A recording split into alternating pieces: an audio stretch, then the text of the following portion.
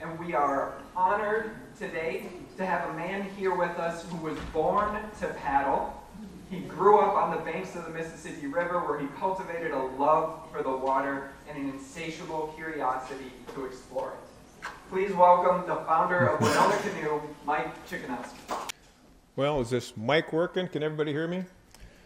So, Taft Roberts talked me into doing this like a year ago or 10 months ago. I kind of put some slides together, and I just didn't wake up one day and build Canoe. There was a lot of other stuff I did through the decades of time, but I'm born in town. My father ran Thorne's Refrigeration. Him and a partner, you still see the trucks around. He retired at 65. He passed away at 95. So there was 6 of us, 4 boys, 2 daughters. And, my dad was a handy guy, and, us kids carried his tools. There wasn't a bar, restaurant, or milk house that I probably wasn't in when I was that young, helping him carry his tools around and stuff. My mother's father was, he put in furnaces. It was Logelin. I forget the exact name of it, but he installed house furnaces and stuff. So we're born and raised here. That's what we are. And I went to Cotter High School. All of us did.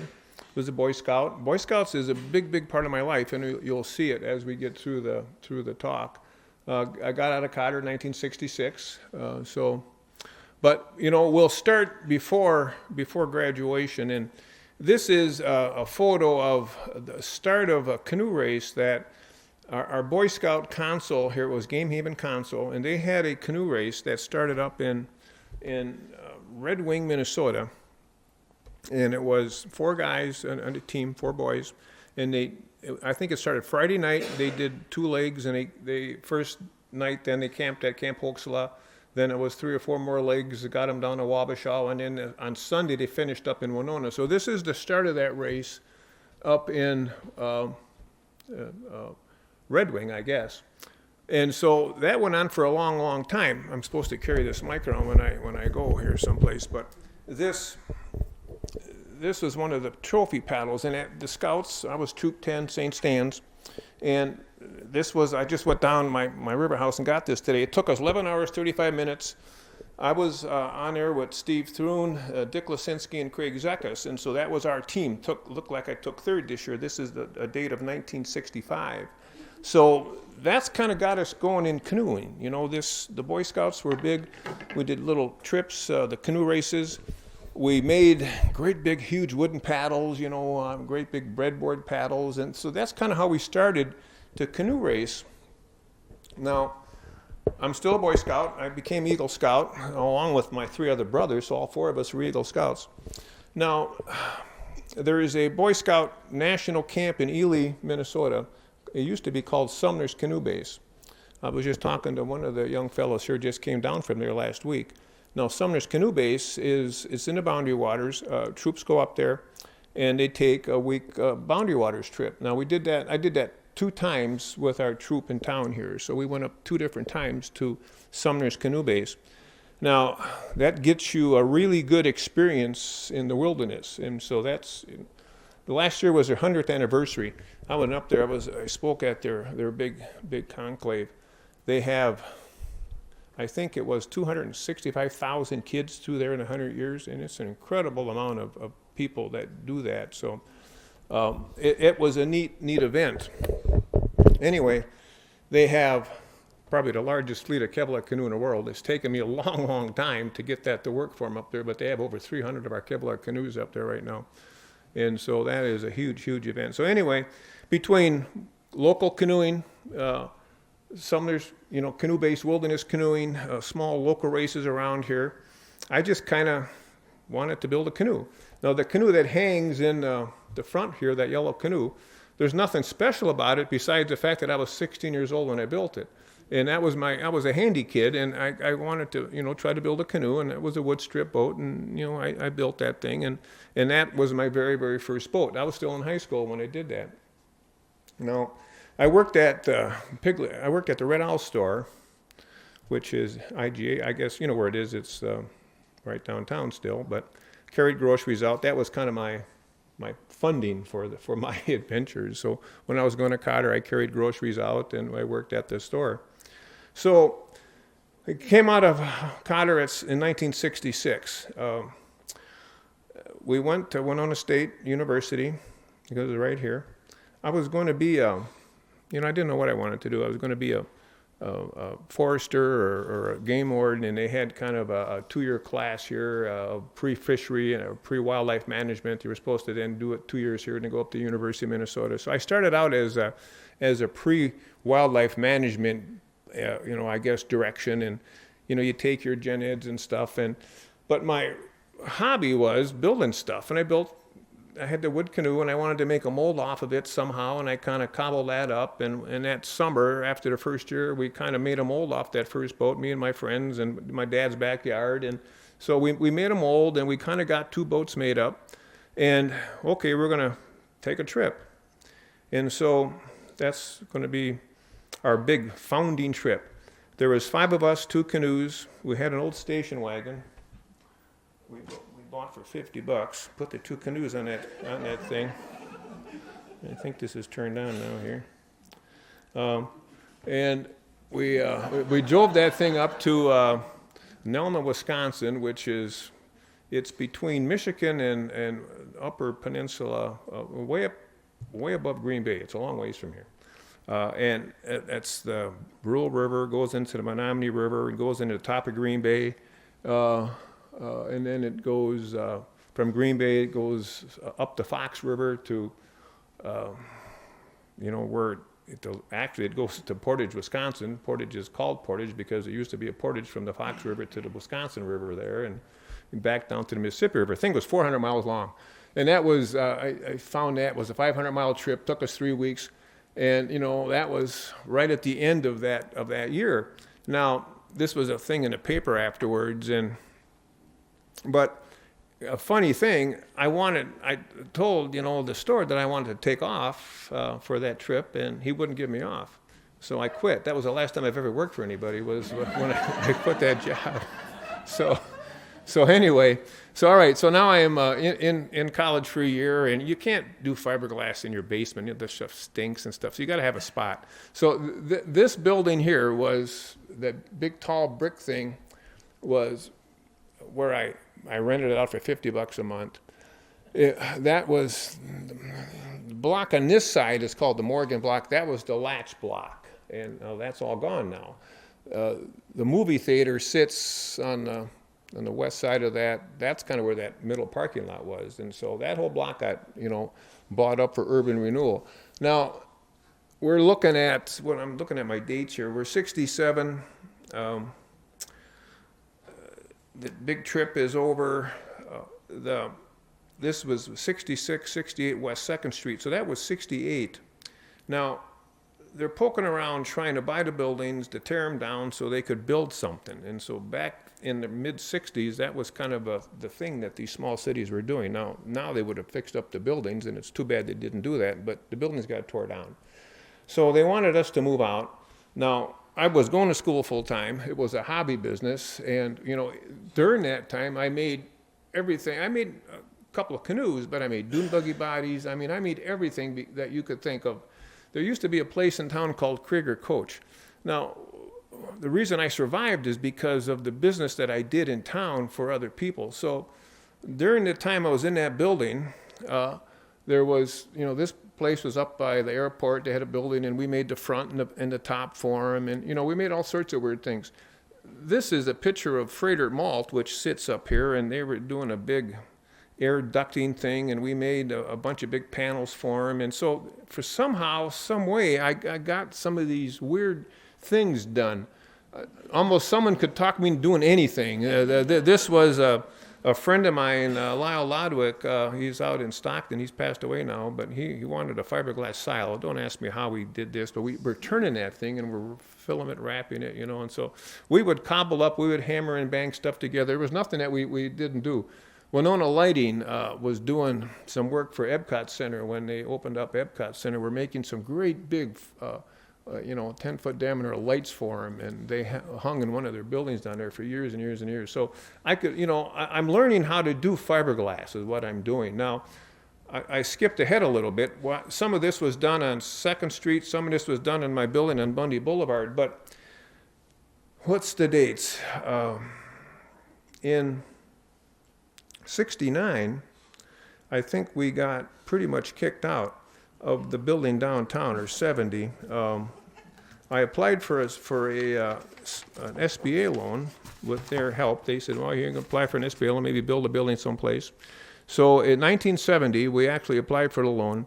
It got approved that summer, and we started building that building on Bundy Boulevard, is where we are now, in 70. And so the building, my first part of that building in Bundy Boulevard was $51,000. I think my SBA loan was for $61,000 or something like that. So that was I'm in college. I'm a senior in college now, and that was just a huge, huge deal. But, hey, maybe back then it was easier to get a loan. I don't know, but I got a loan somehow. So now I have other friends, the McNallys. Don McNally was about my age. He's a close friend of mine.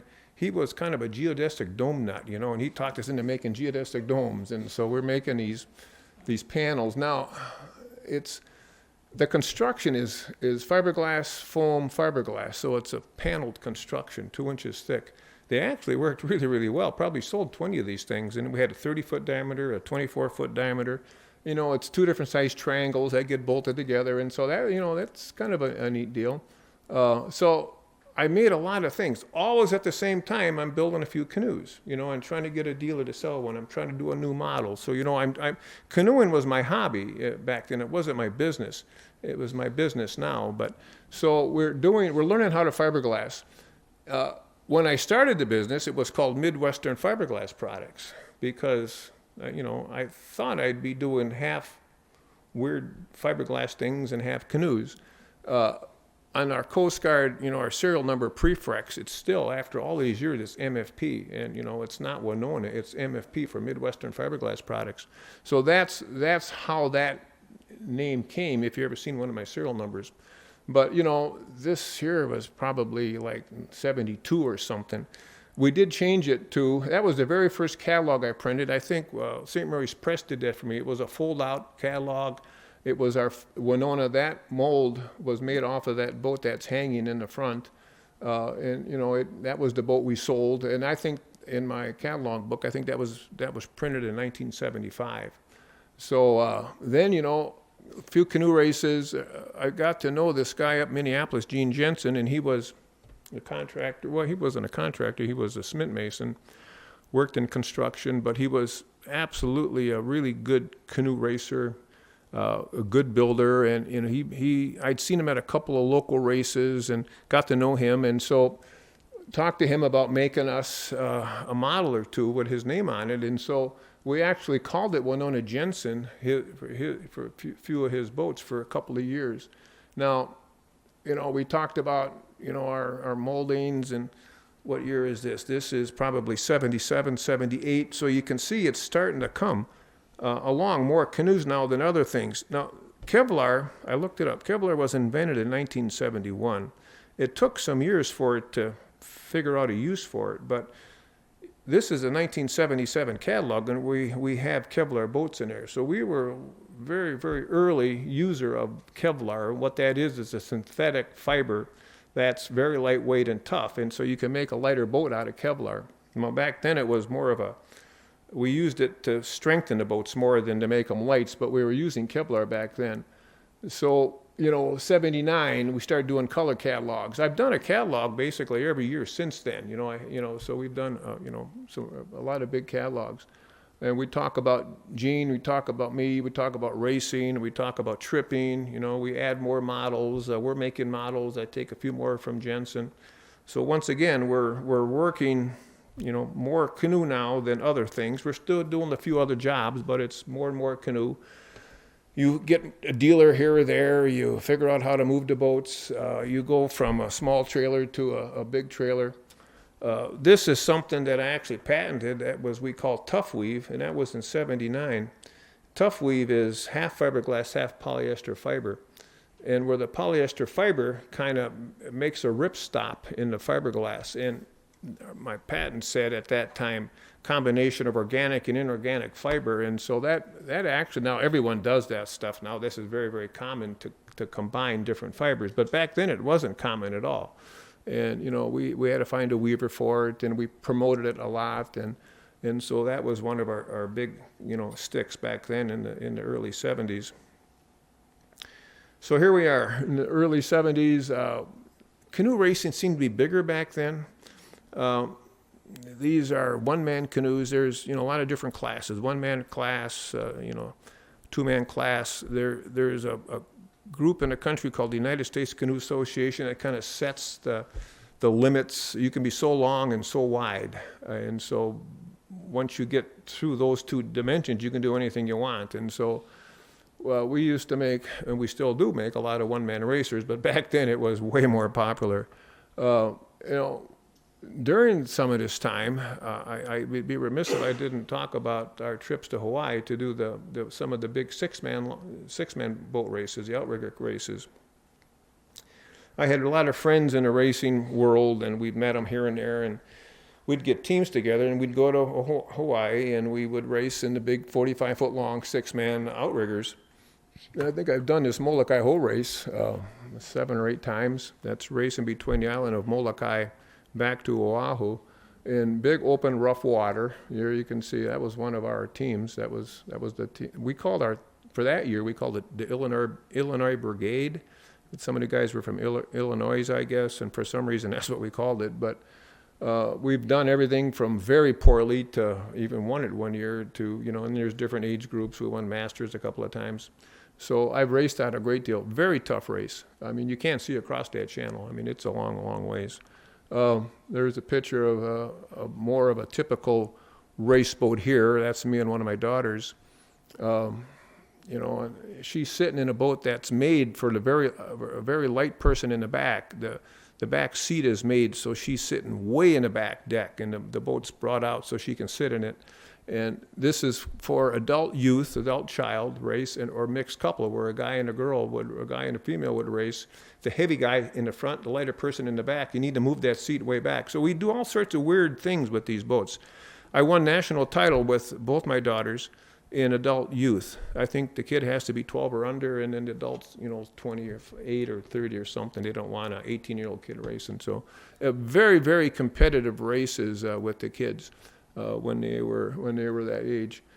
We ran a Explorer post through the shop when my girls were that age, and we've had probably 10 years. We had these kids everywhere canoe racing. Man, we took them to China one year for dragon boats. We had them everywhere for canoe races, and these kids now are all doctors and lawyers.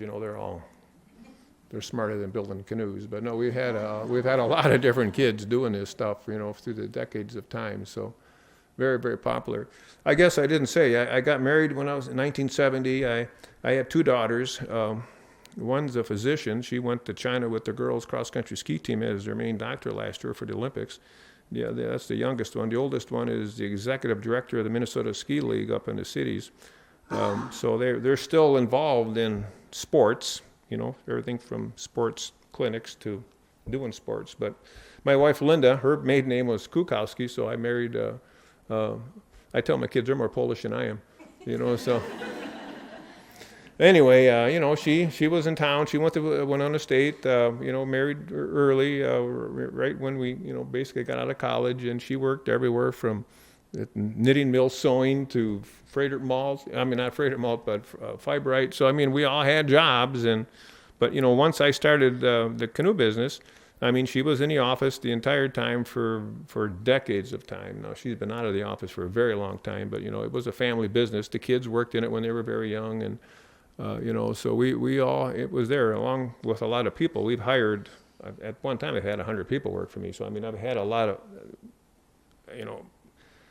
I can put a lot of people in the plants. We build thousands of canoes, and so we do build a lot of product. A lot of big racing. We went everywhere to race. Probably 85% of those boats are our boats, that we made, and so very, very competitive, a lot of fun. Our trailers, hold 50 boats, pull them with 1-ton vans or big dually pickup trucks, and that's how we ship every place in North America besides Mexico. We've been to Alaska this year twice, all through Canada. So every state our trucks and trailers go to, holding, many, many boats. They might stop at 6 or 10 dealers, no one would take the whole load. I'm sure that was a trip to a national race someday. Boundary Water trips, there we are, the two daughters at a Boundary Waters campsite. Our stick is lightweight boats. We need to make lightweight boats because you carry them. Boundary Waters, you portage, that's what you do. And so our stick is lightweight boats. And we've got better at making the boats lighter and tougher. One of the problems is they don't wear out. So, they can last a very, very long time.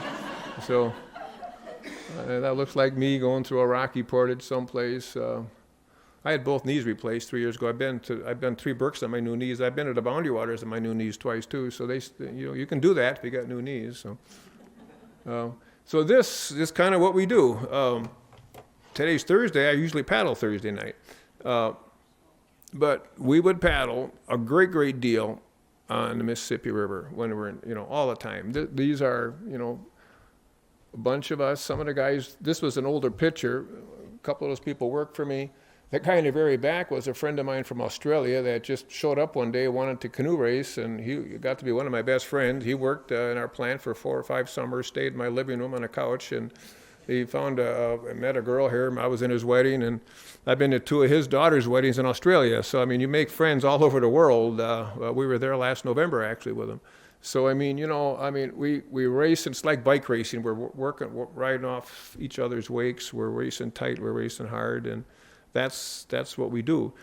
I got my Born to Paddle T-shirt on, and I forget what year it was, but a magazine was doing an article on me once, and they said, well, describe yourself in 3 words. And for Pete's sakes, what are you going to say, And back then, for the older group here, they'll say born to ride was the thing. Then I said born to paddle, and so that kind of stuck. In our 50th anniversary catalog, we kind of used that a lot, born to paddle. So we kind of played up on that for our 50th anniversary, which was some years ago, but that's kind of how it all ended. I wanted to, show you some of the weird places that we raced.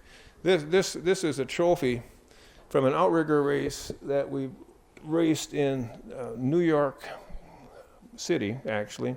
It starts, there's that aircraft carrier, the Liberty, that's on the west bank of New York. Starts right there, goes down around Statue of Liberty, goes around Brooklyn Bridge, it comes back, and it's about a 2-3 hour race, and you've got ferry traffic, it's kind of a big rough deal. And I remember we were racing Masters. This is a first place trophy in 2002. In first place men's Masters is probably 45 or 50 and older, and I'm in the 5th seat. These boats hold 6 people, and the guy that's steering is a friend of mine. He was a Delta pilot, and he's in the back seat. He come out of the Navy, and we're trying to pass up a men's team. Right, we can see the aircraft carrier right in front of us. That's a big museum now. And so Don says, he says, I did touch and goes off that thing. So that's how far back he went. And he retired. They kick you out when you're 65 when you're flying. So, this guy could do a marathon like nothing, but when you're 65, you're not a pilot anymore. They just kick you out. So, but anyway, we've raced in so many places, We've been in South Africa. We've been all through Europe, just every place. And, it's been a really good life for me. We've had a great deal of fun with this thing. We've had boats in many, many countries. It's been just a great, great time. But it started here, and it started here because a lot of people in town needed things built, and that kind of kept me going. I used to work in peerless chain, fiberglass and acid tanks and hooks, and I worked for making salt tanks for the county. There's just all sorts of things you can make out of fiberglass. There really is, and but that wasn't my love. Canoes were my love, and that's what I do. I used to be my hobby. Now it's my business. Now it's probably my hobby again. But I've gone full circle with it. But we're still running. We're still building canoes, and we're shipping them everywhere in the world. And so that's what we do. Although with a really strong dollar, right now it's hard to ship overseas. That's a problem. And during the pandemic we were so busy. I mean, it was so crazy, and it slowed down considerably this year because there's too much inventory in the field now, and that'll shake itself off. It always does. Things go up and down. Before the pandemic, the sales were kind of sliding. Pandemic really kicked them up, and now I think it's kind of back to pre-pandemic levels right now. So, but that's the short stick of how we've survived these many years. Now, the parking lot downtown, right by the movie theater, tore down in, I think, 1975. They took the buildings down, or 73. It wasn't taken down to become a parking lot for the rest of its life. I mean, it was taken down to have something built on it. So I've been on a Port Authority for, I don't know how many years, 20 years, and we just did groundbreaking for this 60 Main project. And we finally got somebody that's going to build something in that parking lot that I used to be in, 55 years ago. So if you ever go to Omaha, Nebraska, Lewis and Clark hit the beach. I forget the exact 1820 or something. Don't quote me on that. And 60 some years later, they pounded the golden spike between there and California. So you can do a lot in 55, 60 years, And so we still got a parking lot downtown. So I mean, that's the goal here, is to get rid of that parking lot. And it's working. We're getting rid of the parking lot. So, but we'll see. I'm sure there's got to be some questions out there. I mean, but that's how I started, and that's where I am, and we're still doing it. So my winter passion is cross-country skiing. That's what I do in the winter. And I canoe in the summer and ski in the winter. So that's what I do. So there's also, I'm going to do the question thing. Just jump at them here, start in the front row and work our way back, or what? You said you were a handy guy, and that kind of led you to making your first canoe. And you said you went to college to do kind of like forestry. How did you get so smart about fiberglass? Well, I try to explain it, but by starting things, different projects, I mean, you just kind of get into them and you start, and I went to a lot of, convention things, and there's ways to learn and get into the business, but you just start by doing it. It's not rocket science. It's just you just do it. So, I try to be right 51% of the time. I'm making progress. But boy, I make a lot of mistakes. I do, so you just do it. You don't let the mistakes bother you. How many patents do you have? But just that one actually on Tough Weave. The trouble with our industry is you can make a hull, you can design a hull, but there's no sense in patent. It's hard to patent a hull shape. So in the businesses, the universe for canoe is so small that it's economically not viable to do that stuff, so you keep on making a lot of different hulls. Gene would do the same thing. Gene could make a wood boat very quickly, and then he could just tell if it was okay, and he would let his friends paddle it. And he'd always tell you, a designer can't test his own canoe. He's always going to think it's better. You got to have someone else test it for you. And so, you're not afraid to take criticism or ideas, but you build stuff, you paddle it, you tweak it, you build it again, you tweak it. I want boats that are efficient, is what I like. I don't like to say fast because people think, well, I don't want to paddle fast, but you want to paddle efficiently. You see, you want to paddle efficiently. And, there's paddling is a technique. There's body movement. You got to have the right technique to paddle, but, we want to be efficient, and my boats are efficient. Everything I do in the canoe is for a purpose. I forget sometimes what the purpose was, but everything we do in the canoe is for a purpose. You'll see in the catalog, there's all sorts of different shapes and sizes. People say, how can they have so many different sizes? Well, look at how many bikes there are in the world. There's single speed bikes, 3 speeds, 10 speeds, bikes you do the Tour de France on, fat tire bikes, mountain bikes. Same thing with canoe. Whitewater canoes, boundary water trip canoes, Lake Wenonah canoes. There's a lot of different styles of boats, and people in different parts of the country and world have a different need. In the country of England, every high school kid has to go through a summer camp every year, and Outward Bound kind of runs those. And their rivers are all really shallow and rocky, so they use some of our thermoform Royalex boats and more of a river boat. The Kevlar long boats wouldn't work for them over there, but those boats do, you see, so that's how you end up with all these different weird models. Of all the designs that you produce, which one is your favorite? Well, everyone says, "What's your favorite canoe?" If I'm in a Boundary Waters, you pass up a group and you talk to them. Once if they figure out who I am, then it's just a whole nother deal with them. But oh, I love my boat. Hey, what's your favorite boat? I used to always say to Minnesota 2, I really like my Minnesota 3. It's a 20-foot long boat though. I like long, fast boat. Now Minnesota 2 is 18 and a half feet long. That's a great boat. Probably the better Boundary Waters boat is the Champlain. That's an 18-foot boat. It's got a little bit more volume, and that's the boat that Northern Tier has 300 of, which is a huge fleet of Kevlar boats. And they get about 50 a year from us. And last year, she said, "I got so much money. How many boats can you give me?" I said, "I'll give you 50." And so that's what you call a good customer. And so I said, "I want to pick up four old ones," and I said, "I'm going to go through them and check them out and recondition them. We want to give them to the Girl Scout camp there because they don't got the money you guys got." And so they brought back 4 boats. Some of those boats are 12 years old. Holy smokes! And and they're used every single day by kids. In the Boundary Waters, there ain't a grain of sand up there at 100% broken granite. And the boats were in pretty good shape, and we fixed them up, cleaned them up, and we give them to the Girl Scout camp up there because they're trying to build a fleet too, and they just don't have the wherewithal that Boy Scouts do. But they're getting there. They probably got 30, 40 boats now. So. What's kept you in Wenonah? Well, it's in the middle of the country, easy to ship. North, south, east, and west. It's a great place that way.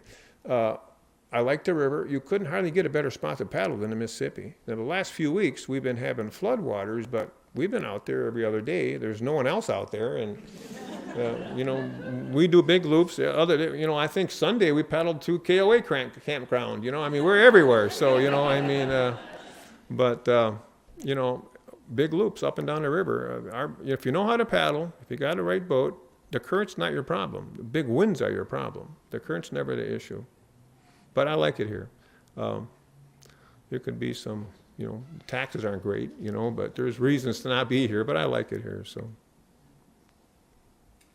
You mentioned about the evolution of your canoes, and I recall many years ago you related a story where airplane manufacturers visited you wanting to learn about aerodynamics, and if you could maybe expand on the story.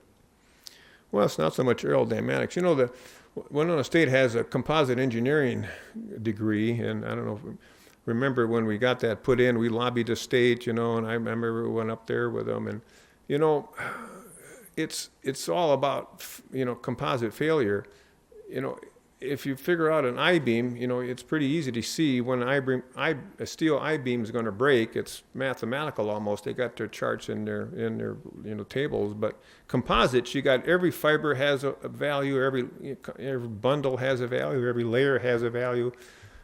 Composites are very laborious. There might be 50 or 80 layers in a wingtip or something, all put in by hand. It's a lot of work. But for airplanes, you got to overbuild by hundreds of times, where I like to build the first ones really underbuild and see what it takes to break it and then just build it up to spec. You see, it's almost the reverse of what an airplane goes through. They have to overbuild it or the plane's coming down. I don't have that, problem. If I crack something or break something, we can figure out where to make it a little stronger. So we try to underbuild, they try to overbuild. If you kind of see where I'm going with that. But composite fiber, you got all these different layers of different materials and different types of resins. It's really high math. It really is. To be a composite engineer and really do the high math and certify it, you got to figure that out. Then you still have to test it and break it somehow, but that's what they do. Composites are just laborious. There's a lot of labor in them.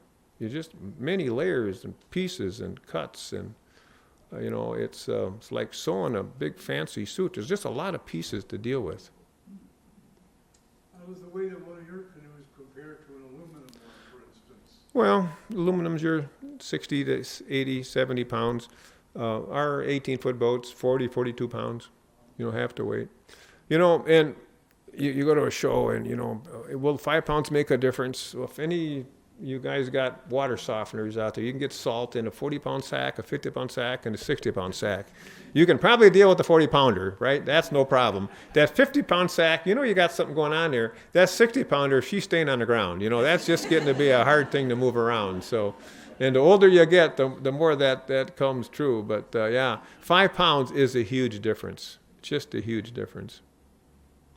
Have you ever thought of working with carbon fiber? Well, we do carbon, yeah, and we do all sorts of fibers. We're always playing with weird stuff. You know, you get Kevlar is a synthetic fiber, and carbon is carbon. It's not really synthetic, but there's polyesters and there's different. There's nylons. There's all sorts of things. You play with.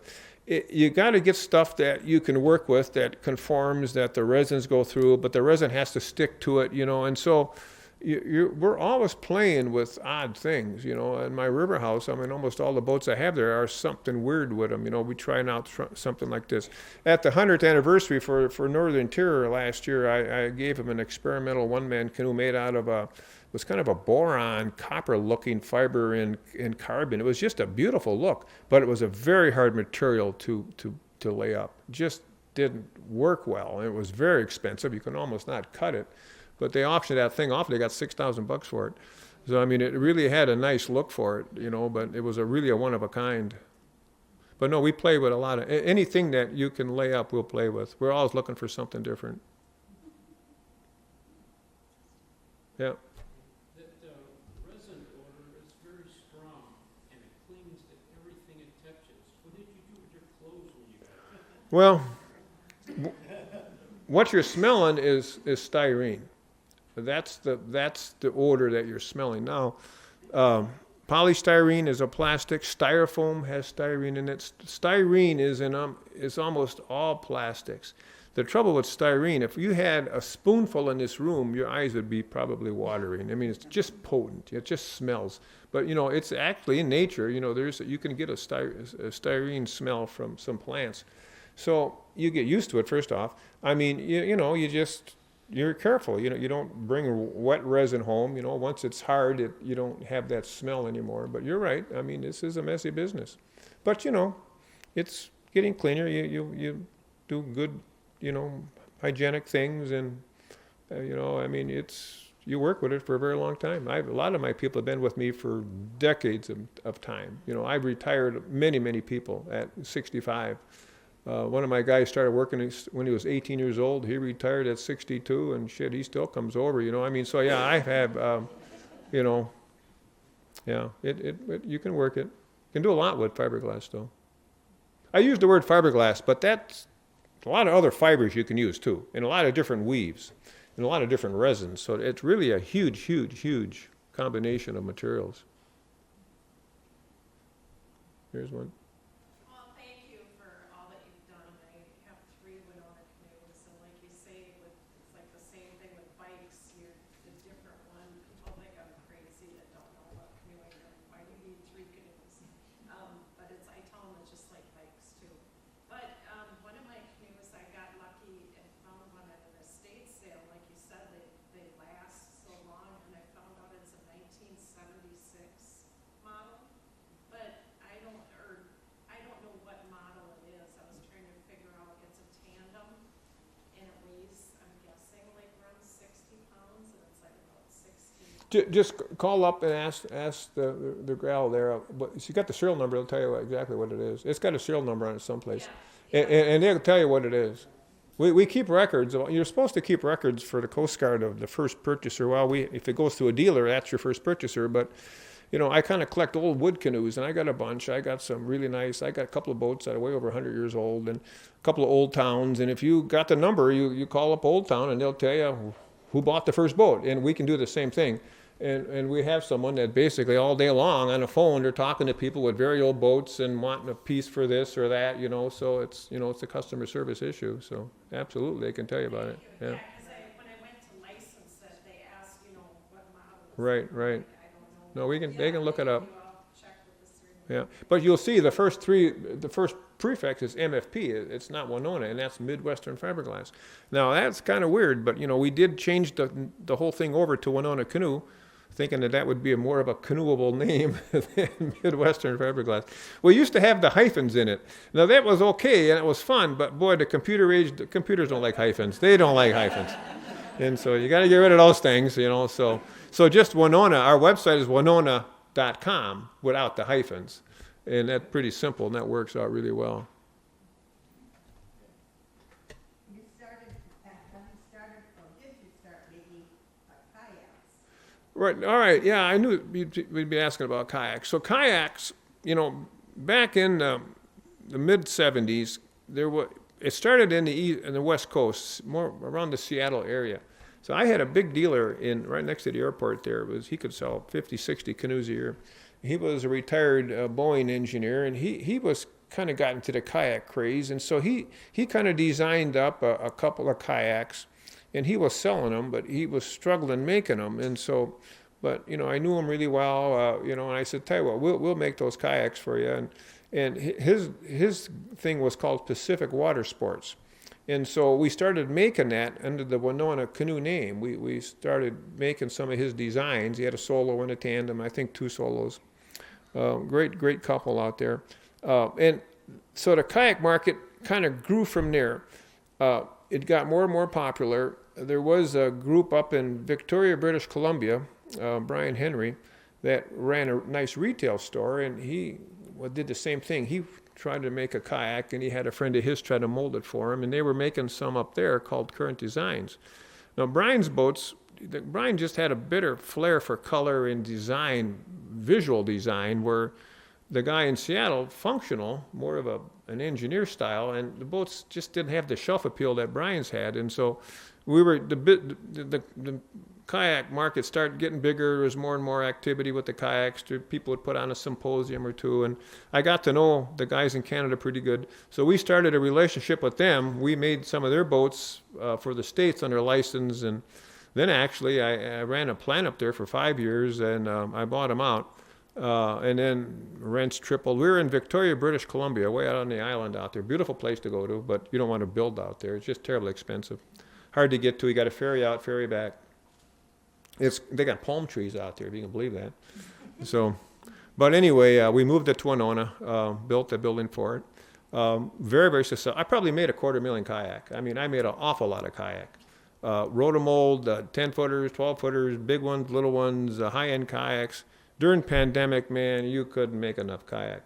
But it was slowing down. And, the pandemic got a lot of big companies thinking that there's no end to the kayak sales. And so there's other technologies. There's blow molding, there's twin sheet thermoforming. There's other ways besides rotomolding to make a cheap kayak. And so that cheap kayak market got to be this $150, $200. I just couldn't compete with that.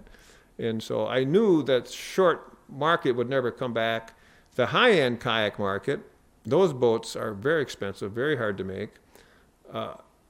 Most people don't need a kayak that they can cross the North Sea in a storm with. They need a kayak for the river here or Lake Wenonah, and that's a different kayak. And so the really high-end kayaks started to fall off.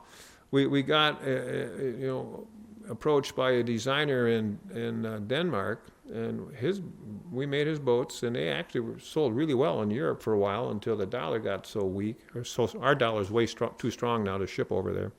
And so, shipping prices went 5 times up. Everything just kind of turned upside down. So I decided, I'm going to stop making kayak. And so we sold the building, sold the business. So I'm out of kayak right now, but we sold the Current Design name and the composite kayak line. That's the handmade high-end kayak to Sanborn Canoe in town, which we showed them how to make boats, and we worked with them for a long time. Now, they're selling direct to the consumer. They don't go through a dealer network, so the boats are quite a bit cheaper.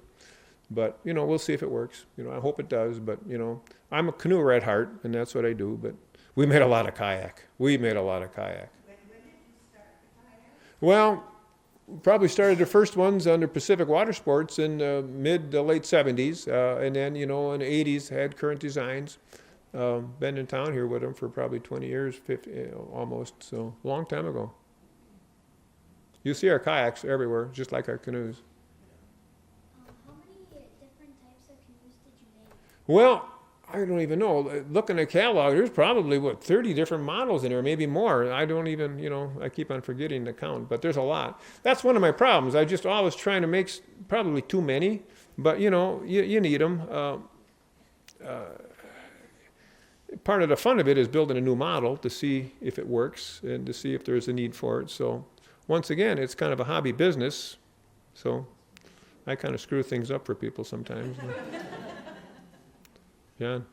Did you ever flip a boat in a race and still finish pretty strong? Well, I flipped a lot of boats in my life. I got to tell you that. So you want to flip? We flipped boats in Hawaii. I mean, like really bad. So yeah. I don't know. I've had good races. I've had bad races. I mean, yeah. You don't win them all. So I mean, but no. Boats do tip over. So. What do you see the future is for the company? Well, that's a good question. I have, a son-in-law I've been spending my time in the plant engineering or, doing that. That's what I prefer. And so the office work, promotion and stuff, my son-in-law has been doing it. Now his wife is my youngest daughter. She's a physician, and I can see, she's turned 50. She'll probably work 5 more years and retire. So, I don't know if they're going to take it over or not. We'll see. That was another reason I sold kayak. It makes it a simpler solution at some point for the canoe. Maybe it's an ESOP, maybe it's someone, I don't know for sure, but it's still okay for me, I go, I'm 75. I go in every day. I'm there at, 7 in the morning, and if I go to work in the morning and not see a problem I've never seen before in my life, it's not a normal day. That's just the fun of being in business. So, but it's worked for me. I mean, I've been around. I've survived. We've got time for 2 more questions. Make sure they are hardballs. If you don't get a chance to ask Mike your question, you're going to have to wrestle him at the donut line. They want to kick us out at 8 o'clock. This place locks up. Here's one. What would your advice be to someone trying to start their own business in Winona? Groups, kids come through sometimes, or whoever. I mean, Don Sallard used to always bring his group of kids that got problems in school, and they always got. First thing you tell them is, you're on a tour. If they can't keep up with you, you're not. You go to the first station and you want to show them something, and you're waiting for the guys to come up. And all right, guys, here's the story. If you're applying for a job here, and if you can't keep up to the guy that's walking you around, do you think you got any chance in the world of being hired? Now stay with us, and then they'll do that. And so, basically for a young kid is to start and try something before you got a wife and kids and a house, because you fail, it's not a big deal. If you wait too long, you won't take the chance. So that's one thing. You got to try it right away. If you're past that stage, you just have to try it, you just have to try it. Never know. It might work, might not, but you just try it again. You can't let that thing fall apart. Everyone says, well, did you ever think it's going to be this big? And I said, watch somebody build a big brick building. They put the foundation down, then it's a guy with 1 brick at a time. It's 1 brick at a time. And pretty soon they got, a foot or 2 up, and then it's a wall, and it's 1 brick at a time. It takes a long time. You don't snap your fingers. I didn't do a good job. I try to show how long it's taken and what other things I did to get to be, the canoe builder. I mean, our canoes there's no place our canoes aren't. They're everywhere. And you'll see them. I don't care where you are, you'll see our product. But it takes a long time. There's got to be one more question yet. Mike, what's the weight difference between your original canoe and that same model in, say, Canoe? Well, a regular, early made, heavy fiberglass boat, you're looking at probably 65, 70 pounds, and so we can make boats into 35 pounds, and I had both knees were done here, my doctor, I says, well, what's my limitations now with my knees? He says, well, 50 pounds. I says, 50 pounds? I've not heard that before. So I made myself a Minnesota, a 3-seat boat, 20-foot long boat, weighs 45 pounds. Now, that's, but I don't follow his advice. I live away.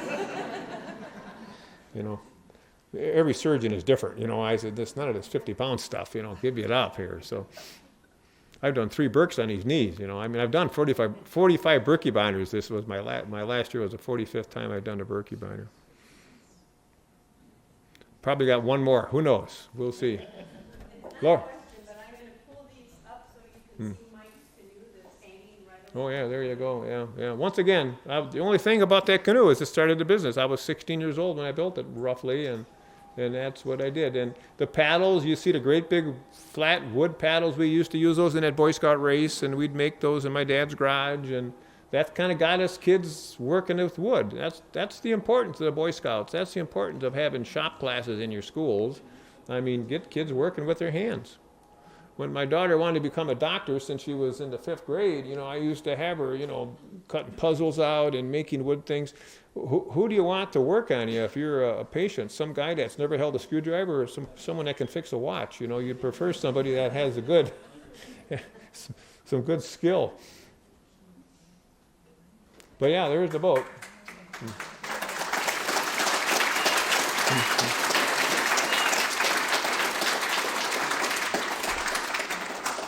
Thank you all for joining us today.